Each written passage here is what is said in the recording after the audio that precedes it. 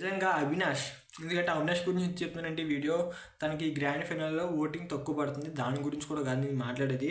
నిజంగా అవినాష్ లేకపోతే ఈ బిగ్ బాస్ చాలా దారుణంగా, అంటే అసలు ఇప్పటికే పిచ్చ బోర్ కొడుతుంది, ఇంకా బోర్ కొట్టి అసలు చూడలేకపోయేవాడు. ఎందుకంటే కొద్దిగా గొప్ప కొంచెం కామెడీ చేస్తాడు, సో బాగుంటుంది కామెడీ, కొంచెం మరీ బాగుంటుంది, చాలా నేచురల్గా ఉండి జెన్యున్గా ఉంటుంది తన కామెడీ అది. సో ఎంటర్టైన్ చేస్తాడు. సో అలా కమెడియన్గా తీసుకొచ్చిన వాళ్ళు విష్ణుప్రియ కానీ, టేస్టీ తేజ, రోహిణి, ఇలా వీళ్ళందరూ ఈ ఎంటర్టైన్మెంట్ జానర్ నుంచి వచ్చిన వాళ్ళే. విష్ణుప్రియ ఎంటర్టైన్మెంట్ తను ఆ పర్పస్ నుంచి వచ్చింది, కానీ తను అదేం చేయలేదు. సో గేమ్లు కూడా పెద్దగా ఏం లేదు. ఐ మీన్ చెప్తున్నాను కదా, ఫస్ట్ నుంచి ఉంది ఇలా వైల్డ్ కార్డ్ ఎంట్రీస్గా.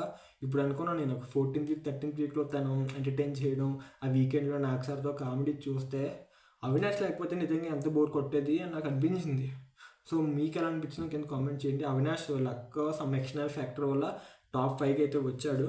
సో మ్యాక్సిమం మీ ఓటు కుదిరితే వేయండి. సో అందరికీ చెప్తున్నాను నేను, మీ ఫేవరెట్ కంటెస్టెంట్కి ఓట్లు వేయండి. సో ఎంటర్టైన్మెంట్ పర్పస్, ఎంటర్టైనర్స్ కూడా విన్నర్స్ అవుతారు అని నిరూపించుకోవడానికి కింద కామెంట్ చేయండి.